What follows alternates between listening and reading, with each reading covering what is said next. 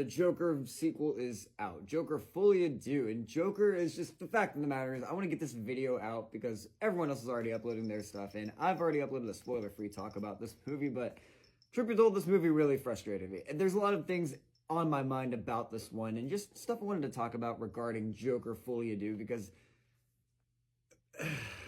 first off, spoilers. I've already done my spoiler-free video. Spoilers in this video. Full spoilers ahead. If you have not seen this movie, don't watch this. Or if you just want to watch because you've seen the movie and you're also frustrated like a Joker as a Joker fan, then keep watching. Joker Folie is a movie I've had mixed feelings on as it slowly started to come out. It's a movie that I think has garnered a lot of attention because the first Joker was fascinating to me. When it came out, I did initially really like it. Over the years, though, as I've gotten a little older, not super older, but just slightly, I've started to look back on that movie and I think to myself, you know, it's not really Joker to me. It's not fully my cup of tea of Joker. It does feel like Arthur Fleck to me is someone to where, in my opinion, the character of the Joker doesn't need sympathy. I do think the first Joker does a good job at ending at a place where the Joker comes across like a character who can go beyond redemption. And that's what was kind of exciting about the ending of the first Joker, is it does feel like it was a movie that was made with no intention of making a sequel, and then the studio came around and decided to switch that up. And that's where this movie comes in, and that's where I find my frustrations with this one. The first thing that really frustrated me was the Joker and Harley Quinn dynamic in general. We have Lady Gaga as Harley Quinn, and she's a great casting in the movie. She's fine for what she's supposed to be there for.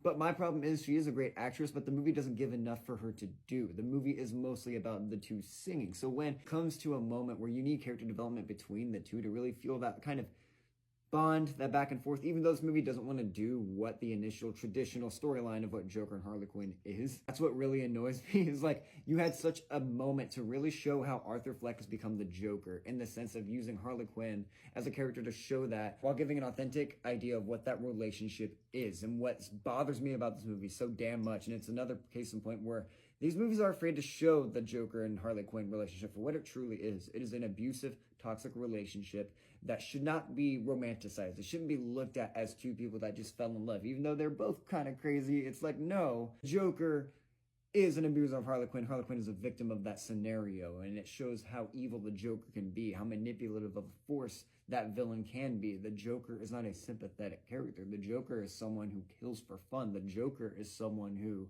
murdered a Robin for the sake of just getting a Batman to see it. Like, it's not someone we need to understand. And I think that's what this movie fundamentally does not understand. This movie fundamentally, I think, misrepresents the character of Joker and Harley Quinn because, A, we start off with Joker, who isn't Joker in this. Arthur Fleck in this movie is just Arthur Fleck. And he's just getting his ass kicked the entire time. And I know, I get that sounds superficial and like surface level, but to me, this movie could have done so much more in exploring the fact that the character we maybe felt sympathy for in the first movie is now just pure evil. Maybe we feel the sense of that Joker evilness permeating inside the asylum the entire time. I really like the concept of that. However, here, we don't really get that. We don't even really get that idea of what his relationship is with people other than the prison guards abusing him. And then by the time we get to Harley Quinn, that's where this movie really started to frustrate me, because with Harley Quinn, that's a dynamic that we have not gotten to see on screen fully well done, in my opinion. I think we've gotten close to there. Hell, I would even argue that Birds of Prey understood the fact that Joker was an abusive force in Harley Quinn's life. Now, it's something she needed to grow past. But we never got that state. We never got that emotional relationship between the two. We never saw what happened between them, bond that formed between the two when they were bonding in Arkham. This movie had a way to do that, an opportunity to do that, and I think an important one at that, because for the longest time in live action, the Joker and Harley relationship has not been painted in the most authentic light, which I think when we're dealing with an abusive relationship of something of that nature, something that I think kids shows, animated shows have handled more maturely, we should not shy away from. We should show in a movie. And musical numbers going into it, and that was just something else, like, kind of fun, but it never really had a point. I never was learning anything new about these characters, so that's what was really frustrating. And I think this movie had a bit of an identity crisis, because by the time Harley and Quinn and Joker kind of met and got together, they tried to escape the asylum, and then we're off to the trial of the Joker. And that's where this movie really started to maybe start to deal with certain ideas, some themes that could be really interesting. You know, you have the characters from the last movie up here. It does come into a sense of repetitiveness. I found it, like, there was great potential there. I like the fact that this character was showing up and was talking about his trauma with the Joker. I really enjoyed it that we had that one guy, I'm fuzzy on his name, smaller guy, who was struggling with the fact that Joker actually let him live. Like, I like the fact that he brought that up in the courtroom and confronted Arthur Fleck about that, and it even made Arthur Fleck think for a second. For the movie it's writing, it's a good scene.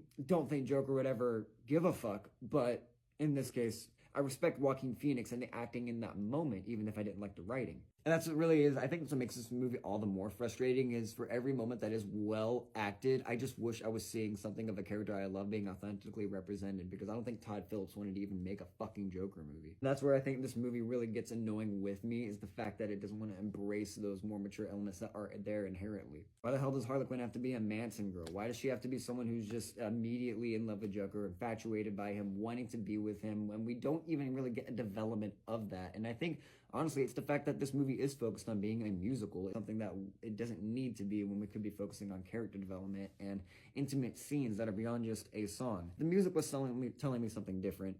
That'd be the case, but in this case it's not. We do have a lot of other plot lines and plot threads going on to it, but that's where this movie got repetitive, is the whole abuse with Arthur Fleck being abused by the guards, just being constantly tormented by them. That was a scene, at a point, by the time they were assaulting him, I didn't need it. Like, it was just exhausting, because I thought this movie was already kind of conflicting with its own messages. We want to spend a movie talking about how the Joker and Arthur Fleck did wrong. We want to spend a movie discussing that. And we had that whole scene where the guy's talking about how Arthur Fleck made him feel so small. It made him feel so defenseless. It's one thing I can't imagine anyone doing, even though Arthur Fleck was the nicest person to him. Yet we also get scenes where we have to watch him just get tormented for the sake of doing it. It came across rather emotionally manipulative than it did authentic with the storytelling. Anytime Arthur Fleck has a semblance of anything progressive happening, he just gets kind of locked back into the cell and then beaten the fuck up or assaulted or what, mind you, and that's really all it amounts to. The scenes are very simplistic and bare bones in that sense. We don't really explore any of the nuance of what's happening in this prison. It goes back to the fact that I think a lot of this stuff gets kind of lost in the fact that there's too many plot lines fighting for the screen, because you have that trial of Joker, which immediately sidelines Harley Quinn, because by the time we get to the trial and the overall point of it, that was where the character assassination comes in. That was where the stuff I couldn't really talk about, my spoiler-free thoughts. But this is where the movie really started to, I just had my last few straws with it. It was when Arthur Fleck's at the stand. He's standing there. He's talking about everything. And then out of the blue, as if just anything could have done this, he's like, you know what? I did it. I admit it. I'm throwing it all away now. No, the Joker would never do that. Like, the Joker is inherently someone who thrives on this shit. He would never just immediately apologize. About this movie, there's gonna be that defense, that idea that this movie's like, but that's Arthur Fleck, that's not the Joker, that's a guy who wore the clown makeup to inspire the Joker. But to me, it just sounds like a giant Todd Phillips excuse to not make a movie about the Joker. I don't need 2.5 hours of an excuse to tell me that you didn't want to make a movie about the Joker, the comic book character you are trying to represent. If that is the case, in this case, we're including the first movie, that's 4.5 hours of you telling me you didn't want to make a Joker movie, just for you to tell me that at the very end. And that's where that very end last shot, last 5 minutes of the movie comes in, that really frustrated me, was the whole idea that Joker gets stabbed by a dude who's heavily insinuated, in this case, to be Heath Ledger's Joker, razor blading his face. And I don't know if that was a nod, a reference, a stand-in. Fact of the matter is my brain went there. So in that inherent moment, I genuinely thought they were hinting towards this being possibly a young Heath Ledger taking over. Immediately, I was like, fuck that shit. I don't think that's the case looking back now. I actually think it's just a person razor blading his face, and that's all it was. But still, to me, that still adds to a rushed ending. It just kind of feels like, what was the point of all this? Why explore all of this? Because we didn't really get anything out of it. We didn't get anything new out of it. Harley Quinn ultimately walks away. Harley Quinn uses, or in this case, Lee. Point is, it's Harley Quinn. That's my thing with this movie, is that it wants to act like it's not a Joker movie. It wants to act like it's not a movie about Harley Quinn, so much so we want to change all the names and want to act like these aren't the characters. Yet you're naming the movie after them. Yet you're actively making a story that involves them. It doesn't matter what anyone says or however you want to interpret the story. Anyone who is going to be talking about the Joker rankings among the actors who have played the Joker are going to talk about Arthur Fleck / Joaquin Phoenix playing him as one of the Jokers, even though this movie wants to try to say it's not the Joker. So therefore it is. It's the Joker. Like, don't try to shy away from that. You made a Joker movie. You made a comic book movie. Instead, It kind of comes across like this movie really just wants to escape from that. It doesn't feel like it's authentically in a Joker Harley Quinn piece, because half the time you're not even spending time with that. An entire like hour of Arthur Fleck in the cell just getting abused. It's repetitive stuff from the first movie, but just not handled in a smooth way, not handled in a way where you're actually feeling like there's a bit of escalation. It's just kind of repetitive scenes with some repetitive musical numbers until you get to the second half of the movie, where it is more essentially a trial of the Joker that leads to the Joker being character assassinated. And I was just sitting there wondering to myself, yes, everything in this movie and concept and visually, it is masterful. It looks beautiful. It looks excellent. I'm not going to deny that. I'm not going to knock the movie at all whatsoever for that. But it's not the Joker. It just isn't. It's not Joker or it's not Harley Quinn. And I find it frustrating because this movie ultimately comes across like it's a shame to be what it is. It acts like it needs to make Joker and Harley Quinn profound and deep because of having not existed, when that does exist. The animated show, the Batman the Animated Series, certain comic book storylines all exist and are profound, emotional pieces of storytelling that handle the themes of abuse, that handle the themes of this dark nature of what the Joker is as a character, that handle these themes of Harley Quinn and her victimhood, but eventually when she becomes better, when she becomes a stronger woman, a stronger person. The movie acts like that doesn't exist and it needs to do something to elevate the characters when the characters were already elevated. I'm kind of just sick of that trend. I'm gonna take you through the story of a little show called Batman the Animated Series. There's a certain episode that always stuck out to me as a kid, and even more so now as an adult. This is a moment in Batman the Animated Series. It's just a quick snippet. It's an episode where Kevin Conroy's Batman is held hostage by Harley Quinn. Harley Quinn has now captured the Batman, and Harley Quinn has him captured. She's all excited. She's ready to go. She's ready to let the Joker know about this. In this debacle, the Joker's off doing something else, doing his own thing, whatever. Point is, Harley Quinn has Batman trapped. Batman's talking to Harley Quinn. Harley Quinn's talking to Batman. At this moment, he's hanging upside down. He's over a bunch of fish in the water, and Harley Quinn's like all excited, all hyped, and starts talking about the fact that she's excited to see Mr. J and live just a happily ever life with him and just live happily ever after and be totally happy. Batman looks at this and starts laughing. It's the first time Harley Quinn's ever heard Batman, of all people, this stoic motherfucker, laugh. And she's like, don't do that, stop. And throughout the moment, Batman starts to essentially talk about how you're never gonna get that with the Joker. Like, that's not a thing. And he starts recounting this story that the Joker told to Harley Quinn about his origin, his younger self, about this time he went onto an ice skating rink with his dad. And that's when it clicked with Harley Quinn that, no, but for her, he said it was a circus.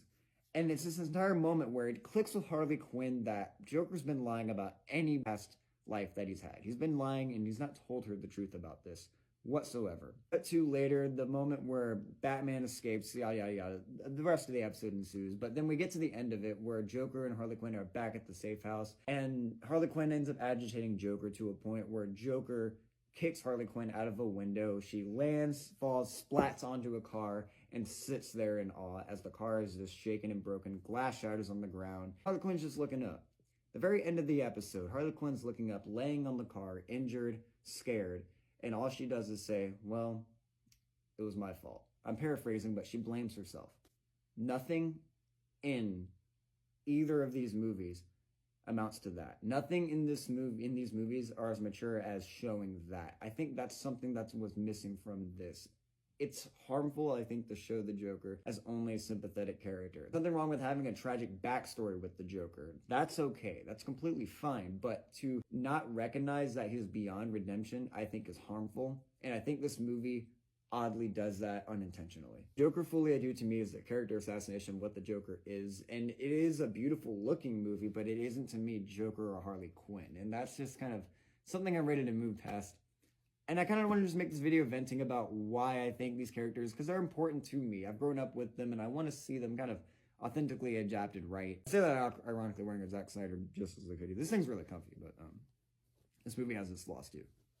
Just, yeah. Point is, that's my thoughts. I didn't expect to tangent this much about this one. Oh my gosh.